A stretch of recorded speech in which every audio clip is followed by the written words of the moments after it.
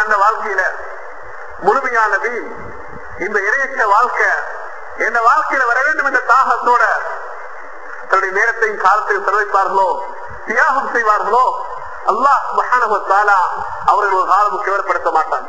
என்ன அரசாங்கம், என்ன அரசியல், என்ன வீட்டு புகழ், என்ன சக்தி சக்கரவர்த்திகள் உலகத்தில் தோன்றினாலும் குர்ஆன்ல அடிப்படையாக உள்ள பெண்களை, ஹதீஸ்ல அடிப்படையாக உள்ள ஆண்களை, பெண்களை அல்லாஹ் வீணாக்க மாட்டான்.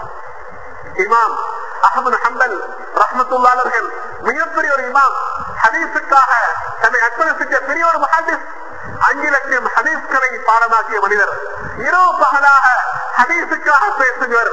எந்த அளவுக்கு என்றால் ஒரு விடுத்தம் அவர்கள் ஹதீஸுக்காக செலவழித்து ஆடை இல்லாமல் ஆகிவிட்டார்கள். ஒரு அறையிலே ஒளிகிறார்கள், உரியானமாகிவிட்டார்கள். அங்கே உள்ள சோழர்கள் ஆடை கொடுத்து பசியோடு வழங்கக்கூடிய இந்த இமாமுக்கு ஒரு தீரகமை கொடுத்து அங்கே அவர்கள் எழுப்பி இருக்கிறார்கள்.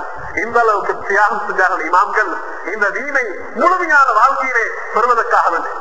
அந்த இமாம் அஹ்மது ஹம்பல் ரஹ்மத்துல்லாஹி காலத்திலே பெரிய ஒரு சோதனை ஒன்று ஏற்படுகிறது.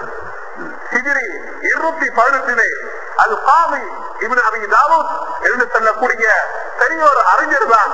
ஆனால் அவர் உலகளாவிய அரசாங்கத்துடைய 4 ரூபாய் லாபத்துக்காக அவர் தீனை பறிகொடுக்க ஆரம்பிக்கிறார். இமாம் அஹ்மது ஹம்பல் ரஹ்மத்துல்லாஹி அலைஹி அவர்களுக்கு எதிராக இவர் பெரிய அரண்மனையில் ஏறிக்கொண்டு பெரிய வாதாட்டம் புரிந்து கொண்டிருக்கிறார்கள். அது என்ன பிரச்சனை? குர்ஆன் அல்லாஹ்வினால் இறக்கப்பட்டதா அல்லது அடியார்கள் உருவாக்கியதா? அடியார்கள் உருவாக்கியதா அல்லாஹ் இறக்கியதா?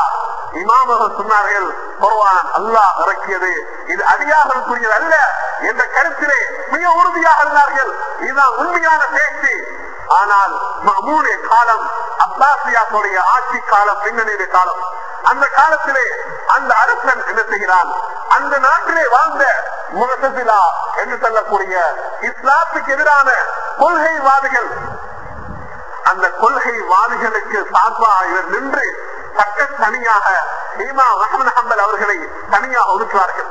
எந்த அளவுக்கு என்றால் இந்த கருத்திலிருந்து அவர்களை திரும்பும்படியாகவும் இந்த கருத்தை விடவில்லை என்றால் கொலை அச்சுறுத்தல் செய்வதாக வலியுறுத்திக் கொண்டிருக்கிறார்கள். ஆனால் அவர்கள் பல விடுத்தம் ஜெயிலுக்கு ஏற்றப்படுகிறார்கள், இரத்தம் ஓடும் அளவுக்கு அளிக்கப்படுகிறார்கள்.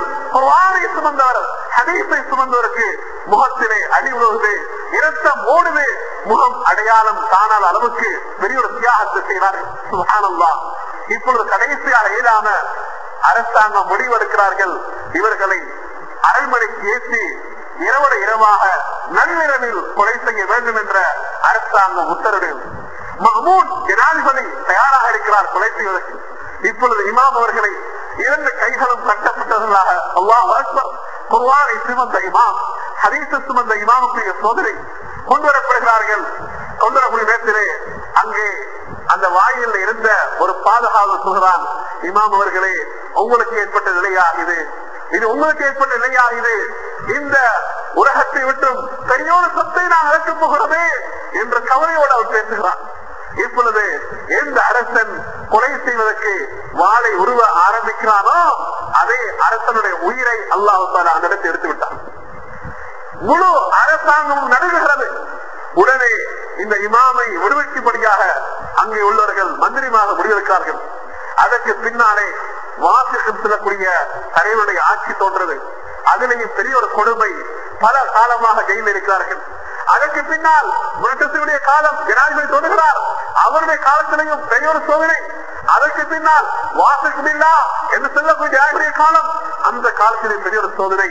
அல்லாஹ் சுப்ஹானஹு வ தஆலா கடைசியாக முத்தவக்கில் பில்லாஹ் என்று சொல்லக்கூடிய அப்பாசிய இஸ்லாமிய சாம்ராஜ்யத்தின் கலைபரத்தராக உள்ள பெரிய சிறந்த மனிதர், அவருடைய காலத்தை அல்லாஹ் உருவாக்குறார்.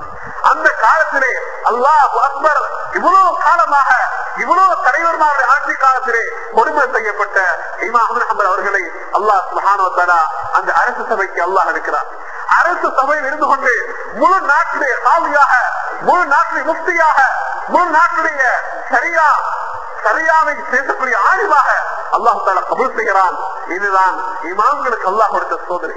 மேலான தாய்மார்களே, சகோதரிகளே, நாங்களும் வீடுபடி வாழப்போல தக்வாவுடைய வாழ்க்கை என்று பேசப்போல எங்களுடைய உறுப்புகள்ல, எங்களுடைய ஆடைகள்ல, எங்களுடைய பக்குவங்களை நாங்கள் பேசக்குள்ள விளப்பம் இல்லாதவர்கள், தீனை தெரியாதவர்கள், ஒரு ஆணை தெரியாதவர்கள், ஹதீஸை தெரியாதவர்கள் எங்களை புறத்தள்ள முடியும். உலகம் தெரியாத பைத்தியாரிகள், உலகம் தெரியாதவர்கள் மூத்த மூடிக்கொண்டு போறாங்க. இது ஒரு காகப்படமாய் போகுது, அப்படி போகுது, இப்படி போகுது என்றெல்லாம் கொச்சைப்படுத்தலாம். அன்பர்களே, தாய்மார்களே, நாம் ஒரு விஷயத்தை விளைக்கொள்ள வேண்டும். அல்லாஹ் எங்களுடைய பரிசுத்தத்துக்காக வீண தந்திருக்கிறான். இந்த பரிசுத்தத்தை எப்ப நாங்கள் விடுவோமோ அங்கே பல பித்னாக்கள் நிச்சயமாக சத்தியமாக வந்தே தீரும். ஸ்பெயின் நாட்டு மக்கள் பிரான்சுடைய நடத்தைகளை, அந்த யூதவ கிறிஸ்தவ நடத்தைகளை நாளுக்கு நாள் பின்பற்ற ஆரம்பிக்கிறார்கள். அந்த காலத்திலே வாழ்ந்த மிகப்பெரிய வரலாற்று ஆசிரியர் இப்னு கல்தூன் ரஹ்மத்துல்லாஹி அலைஹி அவர்கள் அவர் சொல்கிறார்கள், நான் இந்த நாட்டுடைய முஸ்லிம்கள் விடயத்திலே பயந்தேன்.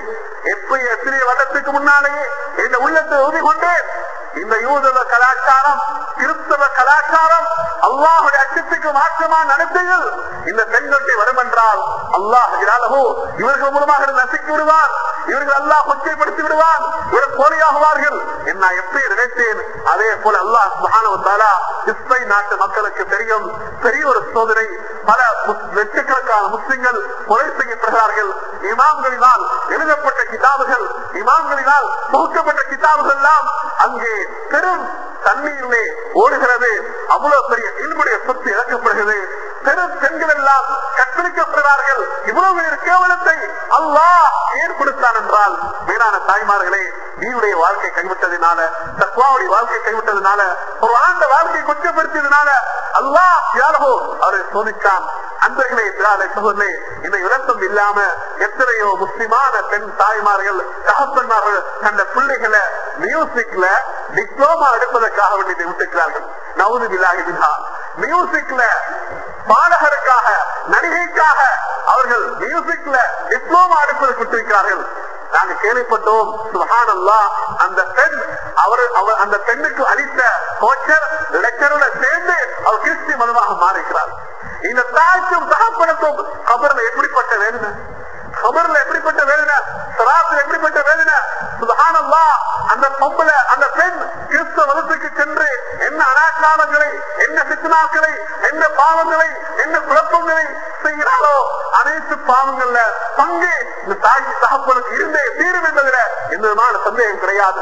நபியவர்கள் ஹதீஸ்ல மிக தெளிவாக சொன்னார்கள், எங்கெல்லாம் உலகத்துல கொலை நடக்குதோ, எங்கெல்லாம் உலகத்துல கொலை நடக்குதோ அந்த கொலையுடைய பாவத்தில் ஒரு பங்கு ஆதம் அலைஹிஸ்ஸலாத்துடைய மகனாகிய காபீல் கொலைகாரன் என்ற அவனுக்கு கிடைத்தே தீரும். இதே போல உலகத்துல யார் எந்த தாய் தகப்பன் தன்னை குழந்தைகள் சீரழிவதற்கு காரணமாக இருப்பார்களோ அதே போல அல்லாஹ் அவருடைய குடும்பத்தை எல்லாம் சீரழிப்பான். அந்த குழந்தைகள் கட்டி போகும் காலமெல்லாம் அந்த குழந்தைகள் மூலமாக வரக்கூடிய முஸ்லிமத்தை எல்லாம் அல்லாஹ் பாதுகாக்கணும், கபருக்கு வந்து சேர்ந்து கொண்டே இருக்கும். இன்னைக்கு எத்தனையோ முஸ்லிமான பெண் பிள்ளைகள், வயது வந்த பெண்கள் அவர்கள் ஆசைப்படுறார்கள், முகத்தை மறைத்து ஆசைப்படுறார்கள். ஆனா தாய் அதுக்கு தடையாக இருப்பார் என்றால், தகப்பன் தடையாக இருப்பார் என்றால் அல்லாஹ் பாதுகாக்க வேண்டும். அந்த பெண்ணை அல்லாஹ் சுவர்க்கத்துக்கு அனுப்பி இந்த தாய்வன் அல்லாஹ் நரகத்துக்கு அனுப்புவான் என்ற சந்தேகம் கிடையாது. நாங்க ஒவ்வொருத்தரும் பயந்து கொள்ள வேண்டும். வேறான தாய்மார்களே, சகோதரர்களே, இந்த வித்தியாச வேறுபாடு இஸ்லாமிய சமுதாயத்தை எப்ப ஆட்கொண்டது தெரியுமா? இது ஒரு ஹக்கீகத்தை விளைக் கொள்ள வேண்டும். பிரிட்டிஷ் ஆட்சியாளர்கள் இஸ்லாமிய நாடுகளில் ஆட்சியை ஆரம்பித்தார்கள். சுமாராக ஒரு 30-40 வருடங்களுக்கு முன்னாலே ஏற்பட்ட ஒரு சித்னாதான் இது. அங்கே தீன உள்ளவர்கள் என்றால் யார், தீன உள்ளவர்கள் என்றால் யார், மேற்கத்திய வாழ்கின்றால் யார் என்ற வித்தியாச வேறுபாடை உருவாக்கி கல்வியுடைய முறைகளை பிரித்து உம்மத்தை இஸ்லாமிய பற்றிலிருந்து குறைப்பதற்காக பல திட்டங்கள் இட்டார்கள். 1879 ஆண்டு தொடக்கம் 1989 ஆண்டு வரை மிஸ்ர் நாட்டில் ஏற்பட்ட மிகப்பெரிய சோதனை இஸ்லாமிய பெண்களுடைய ஆடைகளை தகர்ப்பதற்காக, இஸ்லாமிய பெண்களுடைய மானசிங்கப்படுத்துவதற்காக பெருமொரு முயற்சியை பிரான்ஸ் நாட்டு யூதர்கள் பெரிய ஒரு திட்டத்தை இட்டார்கள். அங்கே காசிம் அமீன் என்று சொல்லக்கூடிய இப்படிப்பட்டவர்கள் எல்லாம் முஸ்லிம் பரம்பரையிலே பிறந்தவர்கள். காசிம் அமீன், முர்கிஸ் பஹ்மி,